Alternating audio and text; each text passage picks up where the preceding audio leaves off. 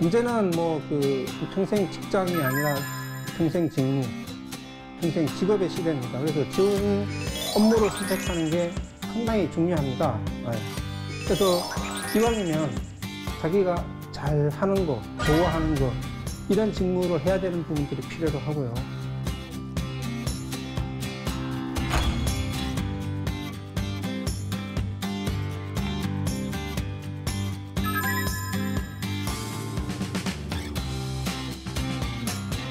힘들지만 결국에는 자기 자신에 대한 확신을 가지고 노력을 하는 수밖에 없습니다. 그래서 취업에서 제일 중요한 것은 자신을 믿는 거.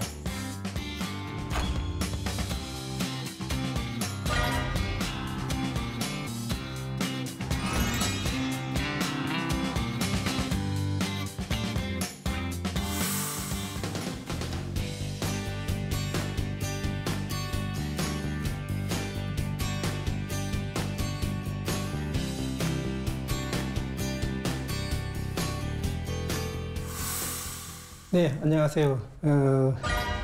요즘 취업하기가 상당히 어렵습니다. 그렇죠? 네. 여러분들 고민이 많으실 겁니다.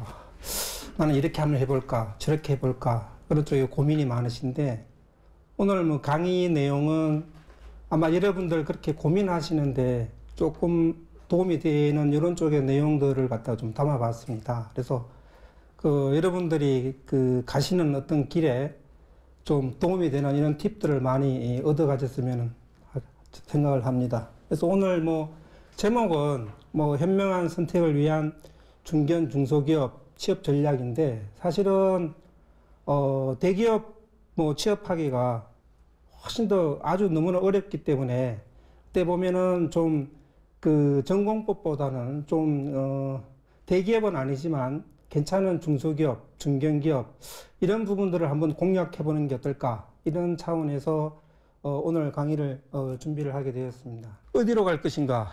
예. 오라는 데는 없어도 갈 곳은 많습니다. 예. 그리고 가야 되죠. 어디든지. 예. 가야 됩니다. 브라울이라는 사람이 어떤 가치 중심적 접근 모델을 통해서 사람들이 직업을 선택할 때 보통 4가지를 보더라. 그래서 어떤 기업의 어떤 가치 환경에 해당되는 부분, 그 다음에 기업 문화, 그 다음에 근로 조건, 그 다음에 어떤 직무의 전문성, 이런 4가지를 크게 보면서 이 직업을 선택하더라, 이런 쪽에 이야기를 했습니다. 근데 앞으로 자기가 어떤 일을 어느 기업에서 할 것인가, 이런 부분을 알기 위해서, 또 정하기 위해서 경력관리 트렌드, 이런 부분들을 좀 볼 필요가 있습니다. 그래서 보통 보면 지금까지는 보통 한 회사 들어가면 보통 25년, 30년 근무하죠. 보통 한 회사에서 거의 끝나는 경우가 많았습니다. 그래서 처음에 들어가서 마케팅 하다가, 그 다음에 대리 때 재무로 갔다가, 다시 과장 때는 기획으로 갔다가, 또 부장 때는 마케팅으로 가서, 이렇게 해서 한 회사에서 이 업무 저 업무를 경험하면서 25년, 30년 회사를 하고 끝내는 이런 경우가 상당히 많았는데, 이럴 때는 회사 선택이 굉장히 중요합니다. 예, 좋은 회사 들어가야 되죠. 예, 그런 회사 선택이 제일 중요하고요. 회사에서도 이럴 때는 주로 신입사원을 뽑습니다. 그래가지고 자기네가 필요한 인재를 육성해 가면서 하고, 특히 이럴 때는 로얄티, 이런 부분들을 상당히 중요시하게 여기는 이런 부분이었습니다.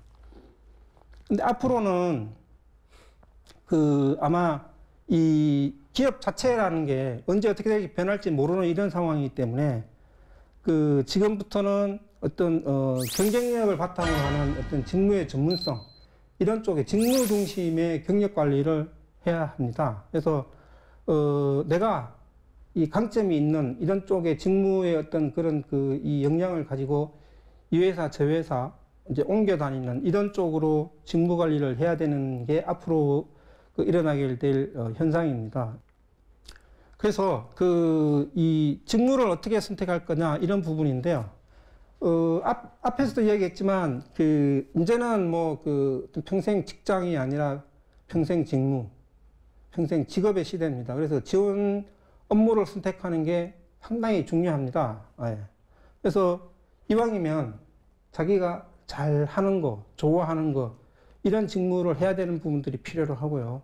뭐, 과거에는 25년, 30년 했다고 그러면 앞으로는 수명이 길어지면서 40년, 50년 해야 될지도 모릅니다. 예. 그러려 그러면 이왕이면 자기가 잘하고 좋아하는 거, 이런 쪽으로 그 일을 잡아서 하는 게 좀 필요로 합니다. 그래서 일반적으로는 뭐 그 어떤 자신의 능력이라든지 적성, 가치관에 비추어서 이 직무가 나에게 좀 적합한 직무인가 이런 부분들을 좀 고려해야 될 부분이 있고요. 또 하나는 이 직무를 통해서 내가 보람을 얻고 앞으로 내가 어떤 전문성을 가지고 경제권을 하는데 도움이 되는 직무인가 이런 부분들을 잘 보셔야 됩니다. 그래서 그런 직무를 선택하는 이런 부분들이 상당히 좀 중요하다고 생각이 듭니다. 특히나 뭐 이제 그 AI라든지 이런 쪽에 들어오게 되면 그 아마 일자리나 이런 쪽에서도 많은 변화가 있을 거라고 봅니다. 그래서 그 뭐 보면 뭐 5년 안에 없어지는 직업, 뭐 10년 안에 없어지는 직업 이런 부분들이 나오죠. 보면은 뭐 회계사 이런 부분도 있고 판사 같은 경우에도 뭐 그 없어지는 직업 이런 쪽에 막 들어갑니다. 그래서 뭐 그 지금 같으면 뭐 그 판사가 어떤 판례 이런 부분을 뒤져서 나름대로 공부를 해서 판결을 했는데 뭐 AI가 들어오면 한 10,000건 정도의 그 판례를 가지고 입력을 시킨 다음에 그 어떤 사건을 갖다가 집어넣으면 그와 가장 유사한 사건에 해당되는 판례를 바로 결과를 도출할 수 있는 뭐 이런 쪽에 나와서 판사 이런 부분들이 앞으로 그렇게 매력적이냐 이런 쪽에서 아니지 않느냐 뭐 이런 쪽에 나와서 로스쿨 같은 데 가야 되는 게 맞냐 안 맞냐 뭐 이런 이야기도 많이 나옵니다. 많이 나오고요. 그 다음에 뭐 우리가 아는 무인 자동차 이런 부분들이 뭐 한 3년, 5년 후에 상용화가 되면 그런 쪽에 어떤 우리나라 그 직업의 세계 이런 데도 상당한 변화가 있죠. 대리운전 기사 다 없어질 거고요. 뭐 택시 운전, 택시 회사, 보험 회사, 운전 학원 이런 부분들 일자리가 다 없어지죠. 그러면은 새로운 일자리가 어떤 게 탄생될 거냐 지금으로는 알 수가 없죠. 이제 그런 부분들은. 그래서 힘들게 자기가 어떤 직무나 이런 부분을 선택해서 회사 들어갔는데 시간이 지나면서 그런 부분들이 어떤 인공지능을 가진 로봇으로 대체된다. 그러면은 좀 암울합니다. 그래서 어떤 지원 분야, 직무를 선택할 때도 어떤 미래의 트렌드 이런 부분들을 잘 생각을 해서 이 부분은 뭐 5년, 10년 후에도 계속 어떤 전문성을 가지고 경쟁력을 있게 내가 그 활동을 할 수 있는 그런 쪽의 분야다. 이런 부분을 갖다가 좀 고민할 필요가 있습니다. 다음에는 뭐 지원 분야, 직무를 선택했으면 어떤 기업을 선택할 것이냐, 어느 회사에서 일을 할 것이냐, 이제 이런 부분들인데요. 보통 좋은 회사에서 해야죠. 좋은 회사. 좋은 회사는 어떤 회사냐? 보면 첫 번째로 어떤 가치관 경영을 하는 회사입니다. 그래서 이 미션이라든지 비전, 뭐 핵심 가치, 인재상 이런 부분을 설정해 놓고 가급적이면 경영을 할 때 어떤 그 기준을 실제로 실천하는 이런 쪽으로 노력하고 하는 회사들, 그런 회사들이고요. 그 다음에 재무적 측면에서 성장성과 건전성이 높은 기업이어야 됩니다. 그래서 보통 이렇게 이야기를 해보면 성장성 이야기를 많이 해요. 많이 하는데 건전성은 별로 이렇게 생각을 안 하시는 것 같아요. 그래서 신문에 나오는 게 매출이 10%, 30% 성장했다 이런 거에 대해서 왜 지원했냐 그러면 이 회사가 앞으로 성장할 것 같아서 이런 이야기 많이 합니다. 근데 성장성도 중요하지만 그에 못지않게 건전성도 중요합니다. 왜? 성장을 위해서 무리하게 투자하다 보면 2년, 3년 안에 꼬꾸라질 수도 있습니다. 그래서 이 건전성, 부채 비율 이런 부분들도 주의 있게 좀 봐야 되는 부분이고요. 또 하나, 지금은 좋은데 앞으로도 계속 좋을 거냐 이런 쪽에서 보면 어떤 경쟁 우위를 가지고 있는 그런 요소를 가지고 있느냐. 그래서 기술이라든지 아니면 시스템이라든지 이런 쪽에서 경쟁 우위를 가진 어떤 그런 쪽의 기업이냐 그런 부분을 봐야 되고요. 또 하나, 건강한 기업 문화를 가지고 있느냐. 저는 이 부분이 제일 중요하다고 봅니다. 기업 문화 자체가 건강하냐. 그래서 뭐 어쨌든 뭐 이래나 저래나 들어갔으면 좀 회사 다닐 맛이 나야 되죠. 예. 근데 뭐 분위기가 맨날 뭐 이 조폭 같다든지 아니면 위에서 틈만 나면 쫀다든지 해가지고 도저히 이거는 뭐 일할 맛 안 나는 목구멍이 포도청이라 어쩔 수 없이 다니는 이런 쪽의 분위기가 되면 힘들죠. 그래서 이 건강한 기업 문화 이런 부분들이 저는 제일 중요하다고 봅니다. 근데 상대적으로 피해야 될 기업 문화가 병들어 있는 회사들. 예. 그래서 오너가 독단적으로 하는 어떤 경영을 하는 이런 쪽의 부분들, 독재 경영 그런 부분들이 있고, 그 다음에 뭐 이 조직이 다 권위주의로 쌓여서 밑에 사람들이 전혀 이야기도 못하고 조금의 어떤 부정적인 이야기도 못하는 홀로가 차단되어 있거나 이런 쪽에 이 기업 문화를 가지고 있는 회사, 또는 뭐 이 지역이나 성이나 아니면 뭐 학력이나 이런 쪽에서 이 차별이 심한 회사. 그래서 뭐 여기는 실력이나 이런 부분보다는 줄을 잘 타야 된다. 이런 회사 같으면 별로 이 건전하지 않죠. 건강하지 않죠. 그런 회사는 좀 피하는 게 좋을 것 같습니다. 또 하나, 직무 전문성을 인정받기 어려워 경력 관리에 도움이 되지 않는 회사. 그래서 뭐 그 회사에서 30년 계속 다닐 거 아니고 경력을 쌓고 다양한 경험을 통해서 자꾸 이렇게 진화 발전해야 가야 되는데, 이 회사에서 경험한 것들이 넥스트에 더 좋은 한 단계 더 높은 어떤 그런 회사로 가는데 도움이 되느냐. 도움이 안 된다 그러면 빨리 다른 방법을 찾아내는 게 좀 필요합니다. 그 다음에 근로 조건이 열악한 회사, 이런 부분들. 그래서 결론으로 보면 나오는 게 퇴직자가 얼마나 나오냐 이런 부분이 나옵니다. 그래서 보면 뭐 중소기업이나 뭐 이런 데 보면 잡코리아나 이런 데 보면은 3년 동안 채용 인원이 나오죠. 예, 보면은 뭐 한 50명 되는데 회사의 인원 수가 1년에 뭐 한 15명씩 계속 뽑아댑니다. 예. 그러면 그거는 다른 이야기 하면 15명이 들어왔다 나가고 15명이 들어왔다 나가고 15명이 들어왔다 나갔다는 이야기인데, 그러면 안 좋기 때문에 나가는 겁니다. 그래서 그런 회사는 피할 수 있으면 피하는 게 좋습니다. 네, 피하는 게 좋습니다.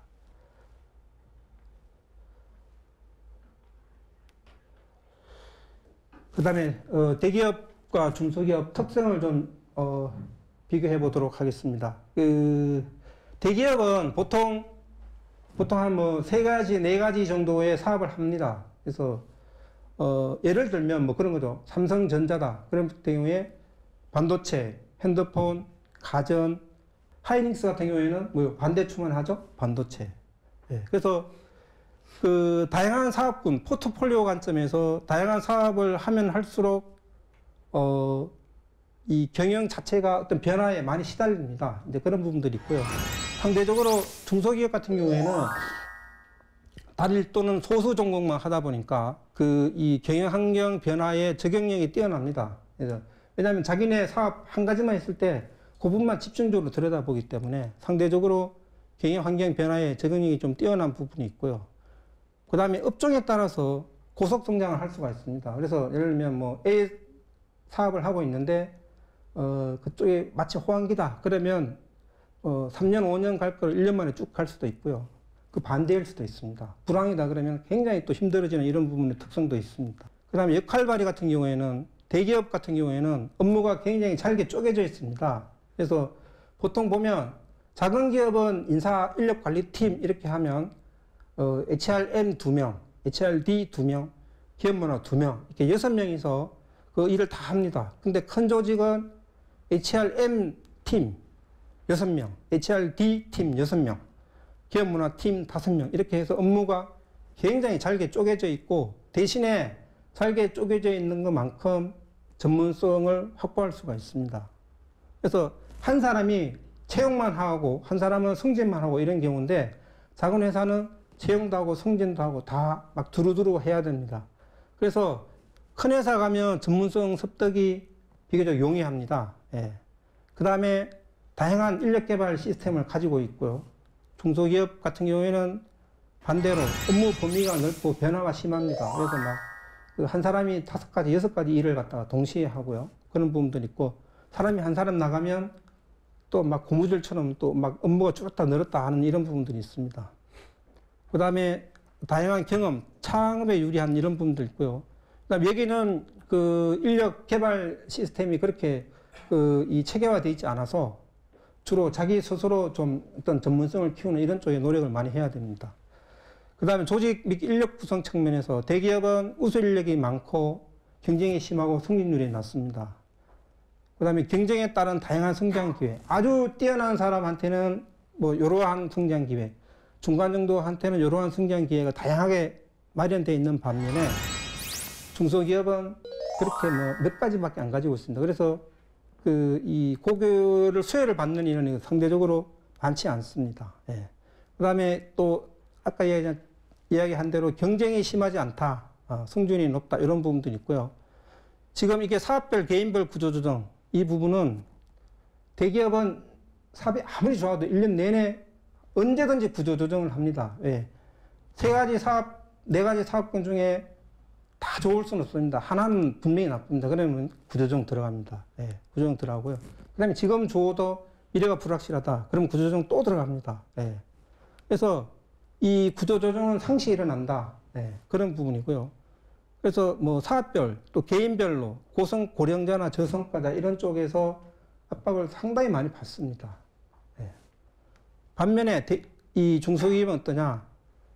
기업 단위에서 고용 안정성 영향을 받습니다. 뭐 예를 들면 뭐 이 사업이 뭐 이 퍼포먼스가 좋다 했을 때 이거 구조조정 인력 구조조정 안 합니다. 예. 그다음 나쁘면 어떻게 하죠? 나쁘면 또 세게 합니다. 그래서 여기는 또 어떠냐? 협력업체 같은 경우에는 이 원청에서 또 이렇게 힘들게 하면 밑에서 어쩔 수 없이 해야 되는 이런 경우도 많고요. 예. 그래서 여기에서는 주로 기업 단위로 고용 안정성에 영향을 많이 받습니다. 그 다음에 대기업은 주로 시스템으로 경영을 하고요. 룰에 의해서 많이 움직이는데, 중소기업은 비교적 자유로운 분위기고, 어떤 리더들의 어떤 의사결정, 이런 부분들이 상당히 크게 작용을 하는 부분들이 있습니다. 근무 조건은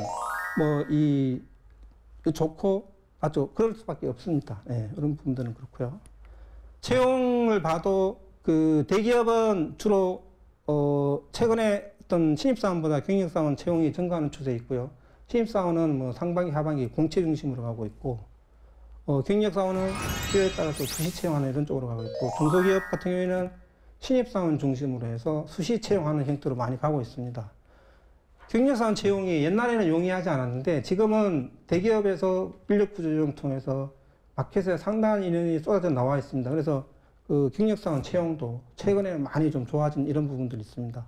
채용 절차를 보면 대기업은 복잡하고 구조화되어 있습니다. 그래서 뭐 다 거치죠. 필기전형, 1차 실무, 2차 임원 면접, 뭐 이런 부분들을 다 걸치고, 중소기업은 상대적으로 좀 심플합니다. 예. 그래서 서류, 면접, 채용, 뭐 이렇게 가 있는데, 내가 인적성이 강하다. 그러면은 뭐 이런 쪽을 하는 데를 갖다가 한번 도전해 보는 거고요. 나는 이 인적성, 영어 이런 데 약하다 그러면 이런 쪽을 좀 집중적으로 노리는 그런 분들이 필요로 합니다. 그래서 대기업, 중소기업 전체적으로 보면 뭐 채용, 상대적으로 좀 합격하기가 조금 쉽죠. 아무래도 중소기업이. 그 다음에 프로세스가 단순해서 자기가 좀 단기간에 노력을 하면 좋은 성과를 거둘 수도 있습니다. 인적성, 영어 이런 게 하루아침에 안 되는 부분들이기 때문에 그런 부분의 어떤 특성들이 있고요.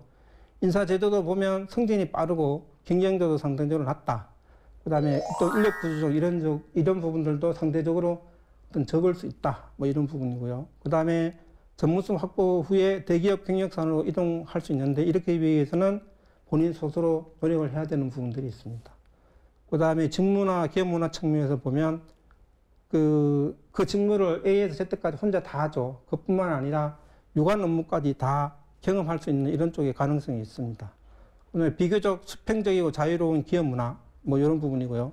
그다음에 다양한 기회 이런 부분을 할 수 있습니다. 이거는 중소기업 선택 시 좋은 점이고요. 나쁜 점은 안 적었습니다. 근데 나쁜 점도 상당히 많죠. 예. 그래서 중소기업이 무조건 좋다는 거냐 대기업보다 그건 아닙니다. 대기업이 더 좋죠. 예. 좋지만 갈 수 있는 확률이나 가능성이 너무나 낮기 때문에 좀 이 방향을 좀 한번 틀어보았을 때 그 중소기업이 어떤 특성들을 가지고 있나 이런 점에서 한번 정리를 해본 내용들입니다.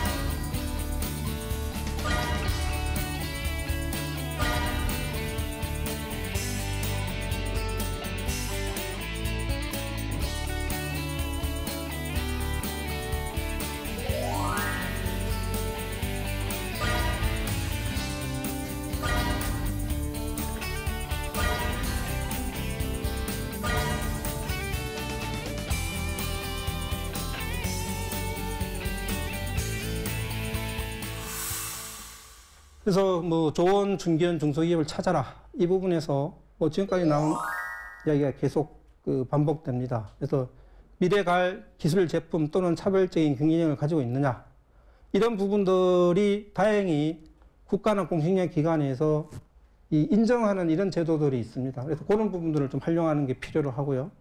그 다음에 업무의 전문성이 있는가. 그 다음에 내가 비록 그 중견 중소기업에 가지만 여기에서 한 3년, 5년 경력을 쌓았을 때 더 좋은 회사에 더 좋은 자리로 옮겨갈 수 있는가. 그런 부분들을 좀 봐야 되겠죠. 그 다음에 건강한 기업 문화를 가지고 있는가. 그런 부분들을 보고 회사를 선택하는 게 필요로 합니다.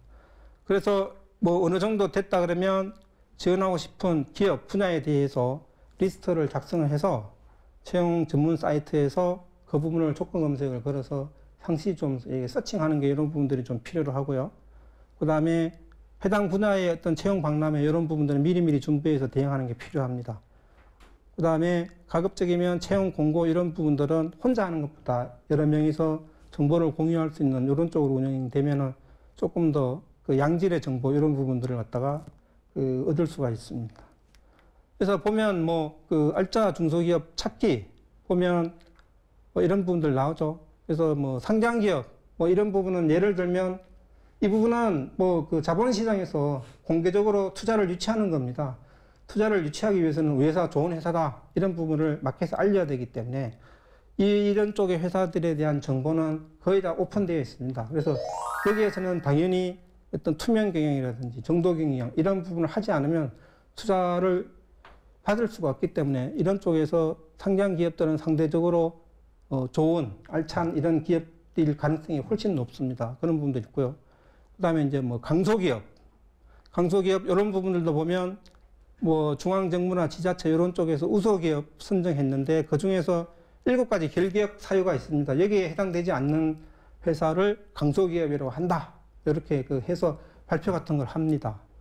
그다음에 한국형 히든 챔피언 이런 부분들 보면 뭐 세계 시장 점유율이라든지 매출 그다음에 R&D 이런 쪽을 해서 그 산자부나 중기청에서 히든 챔피언 육성 사업을 합니다. 그래서 수출 쪽에 1억 달러 이상 이런 쪽을 지속적으로 하는 쪽을 한국 수출입은행에서 하고 있고요. 그다음에 코스닥 라이징 쪽에서 히든 챔피언 이런 부분들도 이 선정을 하고 있습니다. 그다음에 뭐 월드 클래스 이런 부분들은 매출이 400억에서 1조 중소 중견기업 뭐 이런 부분이고 해마다 성장률이나 이런 부분들이 있어야 되는 이런 부분들이고요. 그다음에 세계 인류 생산기업 이런 부분들은 이 세계 시장 점유율 5위 이내야 되고 5% 이상에 들어가야 되고 연간 5천만 달러 이상 수출해야 되는 이런 쪽의 조건들이 있습니다. 그래서 이런 부분들에 대해서 발표 다 합니다. 이런 부분들. 그다음에 벤처기업 인정, 기술성이나 성장성 이런 쪽의 높은 기업들을 가지고 그 벤처기업 육성에 관한 특별조치법에 의해서 인정을 줍니다. 이거 사이트에 가서 치보면은 어느 회사가 요거에 해당되는지 다 나옵니다. 이노비전은 기술혁신형 중소기업. 그 다음에 메인비전은 경영혁신력 중소기업 이런 쪽이고요. 그 다음에 ISO는 국제표준화기구에서 인정을 주는 이런 부분들입니다. 그래서 뭐 이런 부분들을 갖춘 회사들 같은 경우에는 상대적으로 좀 괜찮은 그런 쪽으로 회사다 이렇게 생각을 하시면 되고요. 그래서 뭐 그런 부분에서 준비가 되면 어떻게 준비해야 되느냐는 쪽에서 주장하는 바가 뭐냐? 예. 공유 엔진이죠. 똑똑하고 돈 많은 남자, 배려심 있고 유머 있는 남자, 키 크고 잘생긴 남자. 공유 엔진 딱 내 스타일이다 그러는데 어떤 스타일, 어떤 남자를 좋아합니까? 모르죠. 네, 모릅니다. 알고 보니까 매너 있고 센스 있고 유머 있는 남자를 좋아합니다. 그러면 이런 남자는 맨날 들이대도 소용이 없습니다. 예. 근데 우리는 모르죠. 지금 뭐 어떤 걸 좋아하는지. 그 다음에 여기 또 똑같은 케이스입니다. 회사가 원하는 게 빨간 구석 10개다. 근데 30가지 색깔이 있지만 빨간색이 없어요. 이 사람 계속 집어넣어봐야 아무런 소용이 없습니다. 이 사람 5가지 색이 있고 빨간색 20개 있지만 빨간색 있다는 걸 어필을 안 합니다. 이 사람도 계속 집어넣어봐야 소용이 없습니다. 이 사람 2가지 색만 있고 빨간색 10개 있다. 꼭 어필합니다. 그럼 이 사람은 회사가 딱 채가죠. 예. 그래서 자기가 가지고 있는 역량을 어떻게 어필하느냐. 회사가 원하는 게 뭐냐. 그걸 정확하게 알고 자기가 가지고 있는 거를 매치시키는 거. 이런 거 중요합니다. 야구도 마찬가지죠. 그 1번 타자를 갖다 필요로 한다고 했을 때 우리가 흔히 1번 타자 그러면 뭐죠? 발 빠르고 센스 있고 교타자죠. 타율은 한 2할 오픈에서 3할. 도루는 한 40개 정도 되고 발 빨라서 외야 수비가 가능해야 되고 이런 부분인데 1년에 홈런 40개 50개 치는 슬러거가 백날 지원해도 소용이 없죠. 예. 그래서 저걸 알고 자기 자신을 알아야 취업 전선에도 성공률이 높다. 그런 이야기입니다. 그래서 기업이 원하는 인재가 어떤 인재를 원하는지를 아는 게 필요합니다. 그래서 업종 분석, 회사 분석, 직무 분석을 통해서 회사가 필요한 역량이 뭐냐? 이 부분을 끄집어내야 됩니다. 그 다음에 자기 자신을 분석해서 내가 가지고 있는 강점이 뭐냐? 그런 부분을 해야 되고 여기에서 요구하는 역량을 토대로 해서 내가 가지고 있는 역량을 어필할 수 있는 능력 이런 게 좀 필요로 합니다. 그래서 이 자질, 태도, 지식, 경험, 기술 이런 부분에서 이 회사가 필요한 역량, 내가 보유한 역량을 매칭시키는 거 이런 부분들에 대해서 신경을 많이 써야 됩니다. 예. 그래서 회사가 필요로 하는 역량을 뽑아내는 어떤 그런 부분에 있어서 어떤 부분을 봐야 되냐 그러면 가치관에 관한 부분은 미션, 비전, 핵심 가치, 인재산 요거는 회사 홈페이지에 나오죠.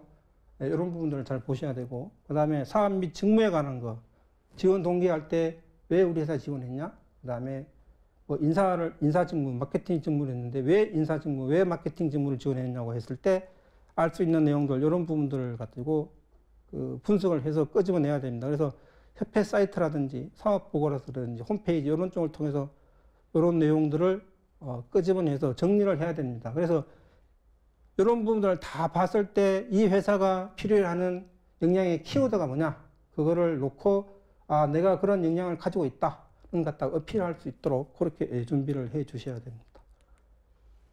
보통 보면 자기소개서 및 면접 질문은 크게 이런 겁니다. 그래서 자기소개서 같은 경우에는 본인의 성장 과정, 성격의 장단점을 적으세요. 지원 동기, 우리 회사 지원한 이유, 그리고 입사를 위해 노력했던 점, 지원 동기 중에서 왜 이 직무를 지원했는지, 그다음에 다양한 경험 활동, 도전 정신, 열정, 책임감, 창의력, 리더십, 팀워크 정신을 발휘해서 어려움을 극복한 사례 이런 걸 적으세요. 이런 거 하죠. 그다음에 입사 포부 마무리 보면 전체적으로 자기소개서 적는 거나 면접이나 크게 다르지 않습니다. 그래서 회사가 채용을 통해서 뽑고자 하는 거는 자기네 회사의 인재상에 맞는 인재를 뽑는 거고요. 그런 쪽을 통해서 자기소개서는 글로서 표현 한번 해봐라 이런 부분이고 면접은 대화로서 그런 부분을 한번 증명해봐라 이런 부분이기 때문에 처음에 준비를 잘 하셔서 자기소개서 면접에 일관되게 가는 이런 부분들이 좀 필요로 합니다. 그래서 할 때 맞춤형 차별화, 신뢰성, 관계람, 적격성, 정확성, 재미 이런 부분을 고려해야 된다. 그래서 맞춤형 지원기업의 인재상과 지원 직무에 꼭 맞는 인재임을 어필해야 된다. 이를 위해서는 기업과 나에 대한 심층 분석이 필요하고 보편 타당한 것이 아닌 only one, 자기만의 어떤 특색 이런 부분들을 살려야 되는데 그런 부분에 가장 많이 요구되는 게 이 차별화 부분입니다. 그래서 내가 다른 사람보다 뛰어나다 이런 부분이 아니라 내가 남과 다르다 이런 부분을 어필할 수 있어야 되는 부분들이죠. 그래서 흔히 그런 얘기 많이 하죠. 3대 단점. 그래서 성격의 장단점 적으라 그러니까 단점을 적는데 40%가 3가지 단점을 이야기한답니다. 너무 완벽하게 일을 처리하다 보니까 일이 지연돼 가지고 제대로 못 맞췄어요. 그래서 일정표를 활용하고 있어요. 그런 거 너무 꼼꼼하게 하려다 보니까 역시 일이 지연돼서 체크리스트를 만들어서 하고 있어요. 그 다음에 일을 할 때 너무 많은 사람이 이야기 들어서 쉽게 의사결정을 못 해요. 그래서 그 결단력을 키우고 있어요. 이게 뭐 40%, 예, 단점 40%랍니다. 그게. 예. 면접하는데 자기소개서 해봐라 그러니까 아 나는 어떠한 사람이다. 뭐 제가 예로 든 거는 에스프레소 같은 사람 뭐 이렇게 했는데 1000명 중에 78명이 그 이야기 했답니다. 실제 면접관이 자기소개 해봐 그랬는데 첫 조에서 아 저는 에스프레소 같은 사람입니다. 그래서 뭐 그 자기 자신을 희생해서 남을 돋보이게 하는 이런 쪽의 사람입니다 했는데 이건 괜찮네 그랬는데 그 다음 주 들어왔는데 자기소개 해봐라 그러는데 똑같이 또 에스프레소 같은 사람입니다. 예. 그러니까 결론은 아까도 얘기했지만 그 서류 전형에서 통과되느냐 안 통과되느냐인데요. 그게 부분은 그 인사 담당자들이 평가를 했는데 5점 만점에 잘 썼다 32% 나온답니다. 근데 그 잘 썼다는 수준이 어디냐 그러면 일반 취업 컨설팅 기관에서 자기소개서 쓰는 법 배우죠. 스타기법으로 써라, 소제목 써라, 그 다음에 두관식으로 써라, 막 숫자를 넣어야 된다 이렇게 해가지고 쓰면 뭐냐 잘 썼다 나옵니다. 근데 잘 썼다가 32%. 서류 전형 통과되느냐? 안 됩니다. 왜? 서류 전형 통과되는 거는 15%, 20% 안에 들어야 통과됩니다. 그러면 그거를 구별 짓는 게 뭐냐?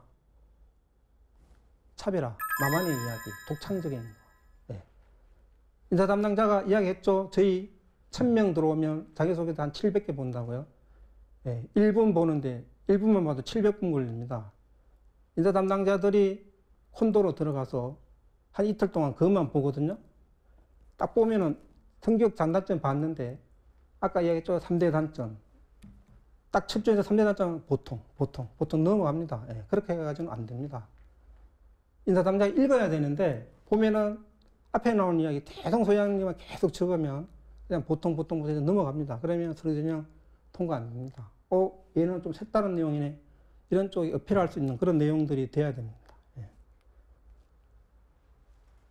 중소기업에 또 하나 그 좀 유용한 팁이 그 잘 만든 포트폴리오가 채용 전형 시 긍정적으로 작용하는가 쪽인데요. 90%가 그렇다고 그럽니다. 그래서 기업이 좋아하는 포트폴리오, 회사에서 필요한 능력을 보여주는 거, 그 다음에 성실히 준비한 거, 이런 것들이 좀 좋아하고, 그 다음에 빈약해서 검증을 제대로 할 수 없는 거, 그 다음에 이런 건데, 보통 보면 한 그 내용과 연관 있는 사진을 포함해서 5장에서 6장 정도 해서 그 어떤 입사의 의지나 열정, 그 다음에 직무에서 필요로 하는 역량, 그 다음에 인재상에 나오는 키워드와 관련된 역량, 그 다음에 어떤 포부, 이런 부분들을 중심으로 해서 5장, 6장 정도로 그 포트폴리오를 만들어서 활용하는 거가 상당히 좀 유효한 부분입니다.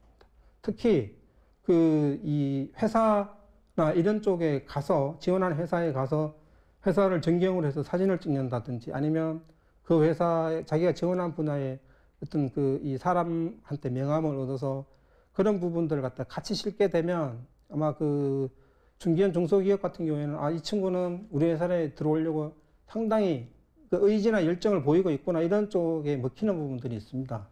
그래서 이런 부분들을 좀 활용하시는 것도 그 중견 중소기업에서는 좋은 전략 중에 하나입니다.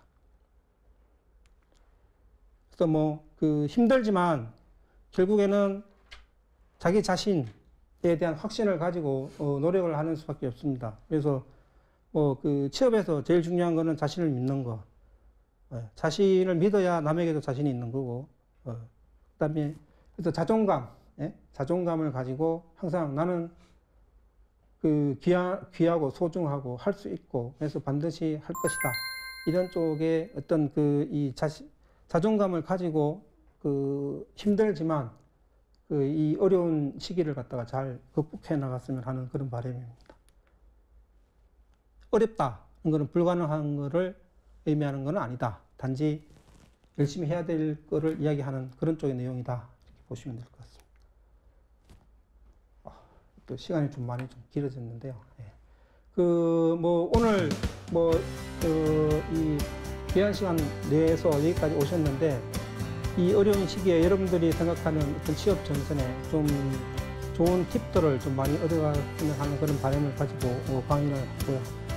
지금까지 경청해 주셔서 감사합니다.